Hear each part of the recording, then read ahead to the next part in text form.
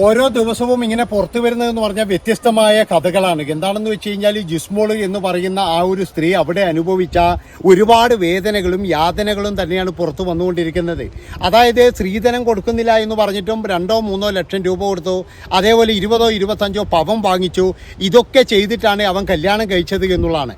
അവനൊരു വലിയ പ്രമാണി കുടുംബമാണ്, അല്ലെങ്കിൽ അവൻ്റെ പെങ്ങന്മാരെയൊക്കെ വലിയ സ്ത്രീധനം കൊടുത്ത് കെട്ടിച്ചു വിട്ടതാണ്. പിന്നെ എന്ന് പറഞ്ഞു കഴിഞ്ഞാൽ അവൻ്റെ സഹോദരിമാരൊക്കെ UK എന്നൊക്കെ പറഞ്ഞിട്ടാണ് കല്യാണം കഴിച്ചത്. ഏതായാലും കഴിച്ചു കഴിഞ്ഞതിന് ശേഷമാണ് നിറത്തിൻ്റെ പേരിലും അതേപോലെ തന്നെ എന്ന് പറഞ്ഞു കഴിഞ്ഞാൽ എന്താ പറയേണ്ടത്, കുട്ടി ഉണ്ടായപ്പോൾ കുട്ടിയെ വരെ എന്ന് പറഞ്ഞു കഴിഞ്ഞാൽ മാറ്റി നിർത്തുന്ന ഒരു ഇതുണ്ടായി എന്നാണ് പറയുന്നത്. അതായത് ജിസ്മോളോട് പലവട്ടം പറഞ്ഞിട്ടുണ്ട്, നീ ഇവിടെ നിന്ന് ഇറങ്ങിപ്പോയിക്കോളൂ, നിന്നെ ഇവിടെ വേണ്ട, അതായത് ഞങ്ങൾ കുട്ടിയെ നോക്കിക്കോളാം, നീ പോയിക്കോളൂ എന്ന് പലവട്ടം പറഞ്ഞിട്ടുണ്ട് എന്ന് കൂട്ടുകാരിയോടെല്ലാം പറഞ്ഞിന്.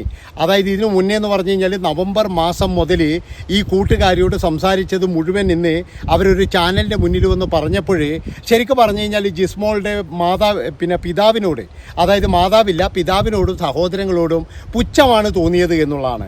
അതായത് ഈ 3-4 മാസമായിട്ട് ഒരു സ്ത്രീ ഇതുപോലെ അനുഭവിക്കുന്നുണ്ടെങ്കിൽ അവരെ എന്തുകൊണ്ട് നിങ്ങൾ വിളിച്ച് വീട്ടിൽ നിർത്തിയില്ല? ഇല്ലെങ്കിൽ മോളെ നീ ഇവിടെ നിൽക്കണ്ട, നീ ഒരു കാര്യം ചെയ്യൂ, അവനെ കളഞ്ഞേച്ച് വന്നേരെ എന്ന് പറഞ്ഞില്ല. അതാണ് എനിക്ക് ചോദിക്കാനുള്ളത്. ഈ ചില ആൾക്കാർ പറയുന്നുണ്ട് ഇപ്പോഴെന്ന് പറഞ്ഞു കഴിഞ്ഞാൽ ഒരു ചെറിയൊരു പേടി ഇപ്പോഴെല്ലാവർക്കും സംഭവിച്ചിട്ടുണ്ട്. അതായത് ഇതുപോലെ പീഡനം അനുഭവിക്കുന്ന ഒരുപാട് പേര് ഇന്ന് നമ്മുടെ സമൂഹത്തിലുണ്ട്.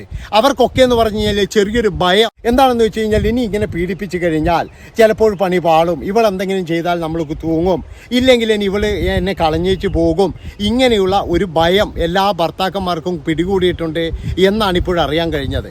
എന്താണെന്ന് വെച്ചാൽ ഈ ഒരു സംഭവം കഴിഞ്ഞതിന് ശേഷം എന്ന് പറഞ്ഞു കഴിഞ്ഞാൽ സഹോദരന്മാരും അതേപോലെ തന്നെ അച്ഛനമ്മമാരും എല്ലാവരും എന്ന് പറഞ്ഞു കഴിഞ്ഞാൽ പെൺമക്കളോട് അങ്ങോട്ട് ചോദിക്കുകയാണ്, മോളെ നിങ്ങൾക്ക് എന്തെങ്കിലും പ്രശ്നമുണ്ടോ?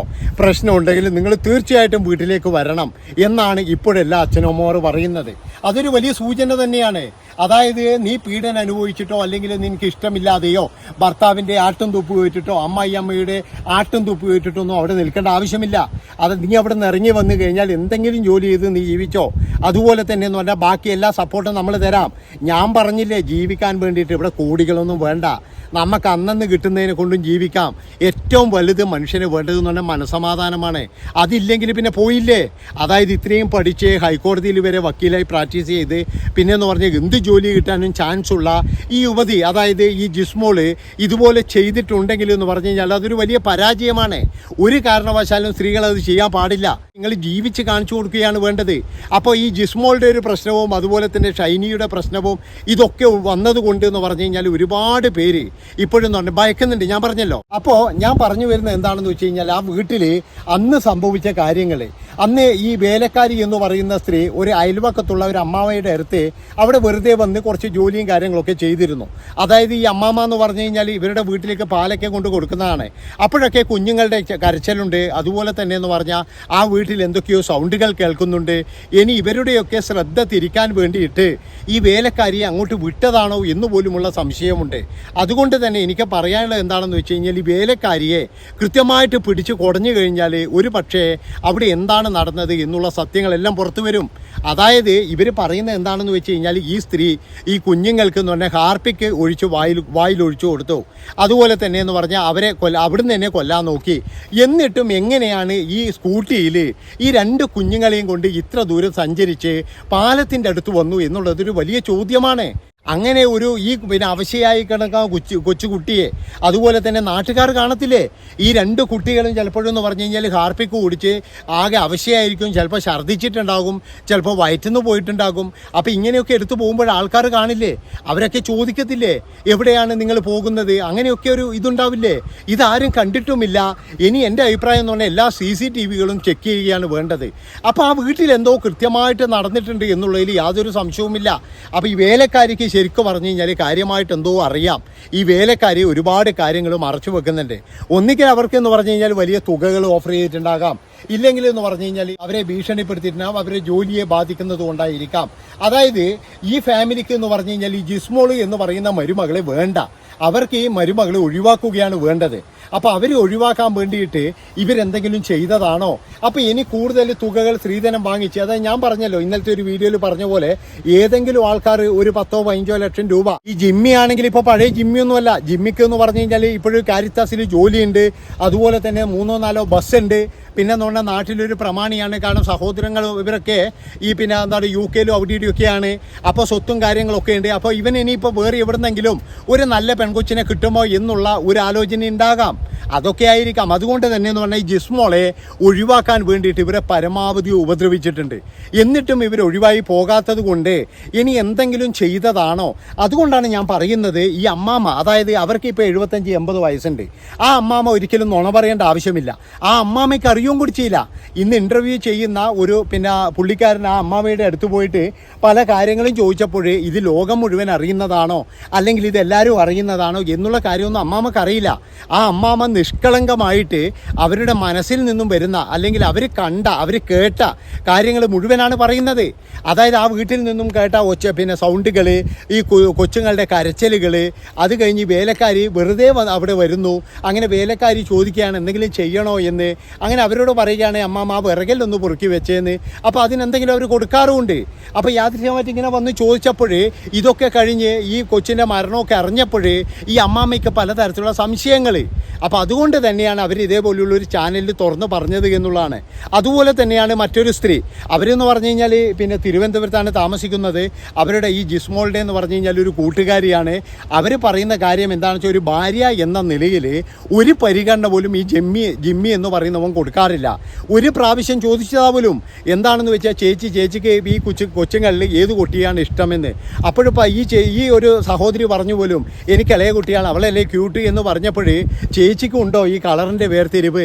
അതായത് മൂത്ത കുട്ടിയെ ആർക്കും കണ്ടുകൂടാ, ഈ കറുത്ത കളറായതുകൊണ്ട് തന്നെ എല്ലാവരും തന്നെ അടുപ്പിക്കാറില്ല എന്നുള്ള തരത്തിലൊക്കെ സംസാരിക്കുമ്പോൾ, അപ്പോൾ ഈ പിന്നെ സ്ത്രീക്ക്, അതായത് 4 മാസം മുമ്പ് ഇങ്ങനെ പറയുമ്പോൾ തന്നെ അവരവിടെ നിന്നും ഈ പീഡനങ്ങളെല്ലാം അനുഭവിക്കുമ്പോൾ അതിൽ നിന്നും സഹതാപം തോന്നിയ ഈ സഹോദരി പറഞ്ഞതാണ്, നീ ഇങ്ങോട്ട് വന്ന് നിൽക്കോ, ഇവിടെ എന്തെങ്കിലും ഒരു ജോലി നോക്കാലോ എന്ന് പറഞ്ഞപ്പോൾ ഈ ജിസ്മോള് പറഞ്ഞത് ജിമ്മി അങ്ങനെയൊന്നും വിടത്തില്ല, ഒരിക്കലും അങ്ങനെ വേറെ എവിടെയും വിടത്തില്ല എന്ന് തന്നെയാണ്. അപ്പോൾ അവിടെ നിന്നും ഈ 4 മാസം മുമ്പ് തന്നെ ഈ സ്ത്രീക്ക് മനസ്സിലായി, തനിക്ക് ഇവിടെ ഇനിയൊരു മോചനമില്ല, അല്ലെങ്കിൽ എന്ന് പറഞ്ഞാൽ ഇനി ആരും എന്നെ സഹായിക്കാനില്ല എന്നുള്ളൊരു മാനസികാവസ്ഥയിൽ ഈ ജിസ്മോള് വന്നു എന്നുള്ളതാണ്. അപ്പോൾ ഇത് ഏറ്റവും കൂടുതൽ കുറ്റക്കാർ ഞാൻ പറഞ്ഞല്ലോ ഈ അച്ഛനും സഹോദരങ്ങളും തന്നെയാണ്. എന്താണെന്ന് വെച്ച് കഴിഞ്ഞാൽ, അവർക്ക് ഇത്രയും സ്നേഹമുണ്ടെങ്കിൽ, അതായത് ഈ ഷൈനിയെ അപേക്ഷിച്ചെന്ന് പറഞ്ഞു കഴിഞ്ഞാൽ ഇവർ കരിയും പറയുകയൊക്കെ ചെയ്യുന്നുണ്ട്. ഈ ഷൈനിയുടെ മാതാപിതാക്കൾ എന്ന് പറഞ്ഞാൽ വളരെ പറയുക ചിരിച്ചുകൊണ്ടാണ് സംസാരിച്ചതെങ്കിലും ഇവരെന്ന് പറഞ്ഞാൽ കുറച്ചുകൂടി വികാരത്തോട് കൂടിയിട്ട്, അതായത് കരഞ്ഞുകൊണ്ടൊക്കെയാണ് ഇവർ പിന്നെ മാധ്യമങ്ങൾക്ക് മുന്നിൽ വന്നത്. അപ്പോഴും നമ്മളൊക്കെ വിചാരിച്ചു ഇവർക്ക് ഇത്രയും സ്നേഹം ഉണ്ടെങ്കിൽ എന്തുകൊണ്ടാണ് 3-4 മാസം മുന്നേ വരെ ഇവർ ഇടപെട്ടില്ല? അത് ഇടപെടുകയല്ലേ വേണ്ടത്. അങ്ങനെ ഇടപെട്ടിരുന്നുവെങ്കിൽ ഈ ജിസ്മോൾ എന്ന് പറയുന്ന ഈ സ്ത്രീ ഇപ്പോഴും ജീവിച്ചിരുന്നേനെ. ഞാൻ പറഞ്ഞല്ലോ, കോടികളൊന്നും വേണ്ടടോ ജീവിക്കാൻ, ഒരു ജോലി മതി. ഇവിടെ 10,000 രൂപയ്ക്ക് ശമ്പളത്തിൽ ആൾക്കാർ അന്തസ്സായിട്ട് ജീവിക്കുന്നുണ്ട്. എന്തിനധികം പറയുന്നത്, 8,000 രൂപയ്ക്ക് ജീവിക്കുന്ന ആൾക്കാരുണ്ട്. നമ്മൾ വിചാരിക്കുന്നത് എന്താണെന്നറിയാം, ഈ കാറും ബൈക്കും അല്ലെങ്കിൽ കോടികളുടെ പിന്നെ ഇതൊക്കെ ഡ്രസ്സൊക്കെ വേണം നല്ല നിൽക്കാൻ കഴിയുള്ളൂ എന്നാണ്. ഇതൊന്നുമല്ല. നമ്മളായിട്ട് ജീവിച്ചു കഴിഞ്ഞാൽ നമുക്ക് ആ ചെറിയ തുക കൊണ്ട് നമുക്ക് ജീവിക്കാൻ കഴിയും. പിന്നെ മറ്റൊരു കാര്യം എന്ന് പറഞ്ഞാൽ, പ്രമാണി കുടുംബത്തിൽ നിന്ന് വരുന്നതാണ്, അയ്യോ അവിടെ കിട്ടുന്ന സൗകര്യങ്ങളൊന്നും വെളിയിൽ കിട്ടില്ലല്ലോ, അങ്ങനെയൊന്നും ആലോചിക്കരുത്. ഞാൻ പറഞ്ഞല്ലോ, നമ്മൾക്കെന്ന് പറഞ്ഞാൽ നമ്മുടെ ജീവിതം എന്ന് പറഞ്ഞാൽ ഇന്നും ഇതുപോലെ ആയിരിക്കില്ല. കുറേ നാൾ കഴിയുമ്പോൾ ഈ മക്കളെല്ലാം വലുതാകും. അതോടുകൂടിയിട്ടെന്ന് പറഞ്ഞാൽ ചിലപ്പോൾ ജീവിതം തന്നെ മാറി മറിഞ്ഞു വരും എന്നുള്ളതാണ്. നിങ്ങളെല്ലാവരും കണ്ടോന്നറിയില്ല, പണ്ട് ഒരു പ്രസവത്തിൽ 5 കുഞ്ഞുങ്ങളെ പ്രസവിച്ച ഒരമ്മയുണ്ടായിരുന്നു. അവരുടെ ഭർത്താവ് എന്ന് പറയുന്നത് അവസാനം കടം താങ്ങാൻ കഴിയാതെ ജീവൻ ഒടുക്കുകയാണ് ഉണ്ടായത്. അയാൾ വിചാരിച്ച എന്താ വെച്ചാൽ 5 മക്കളും പിന്നെ എന്താ പറയേണ്ടത്, പിന്നെ ഇനി എപ്പോൾ വളരാനാണ്, ഇനി എങ്ങനെ വളരാനാണ് എന്നൊക്കെയാണ്. പക്ഷേ അതിന് ശേഷം എന്ന് പറഞ്ഞു കഴിഞ്ഞാൽ അവർ വളർന്നു. അവരൊക്കെ എന്ന് പറഞ്ഞാൽ ഇന്ന് നല്ല രീതിയിൽ പഠിച്ച് ഉദ്യോഗസ്ഥരാണ് എല്ലാവരും. അപ്പോൾ ഇപ്പോൾ ആ അമ്മയ്ക്ക് എന്ന് പറഞ്ഞാൽ വളരെ സന്തോഷമാണ് ഈ മക്കളെ കാണുമ്പോഴേ. അവർക്ക് അപ്പോഴെന്ന് പറഞ്ഞു കഴിഞ്ഞാൽ ഒരു ദുഃഖം എന്താണെന്ന് വെച്ച് കഴിഞ്ഞാൽ ഭർത്താവ് ഇല്ലല്ലോ എന്നുള്ളതാണ്. അയാൾ കാണിച്ചത് ഒരു മണ്ടത്തരമാണ് ശരിക്ക്. അതായത് ഒരു കുറച്ച് നാൾ നമ്മൾ കഷ്ടപ്പെട്ട് കഴിഞ്ഞാൽ ഈ കുഞ്ഞുങ്ങൾ വലുതായി കഴിഞ്ഞാൽ ഇവർ ജോലി ചെയ്യും എന്നുള്ള ഒരു ബോധം വരെ ഇല്ലാതായി പോയി എന്നുള്ളതാണ്. അതുകൊണ്ട് ഇങ്ങനെയുള്ള സംഭവങ്ങളൊന്നും ആരും തിരഞ്ഞെടുക്കരുത്.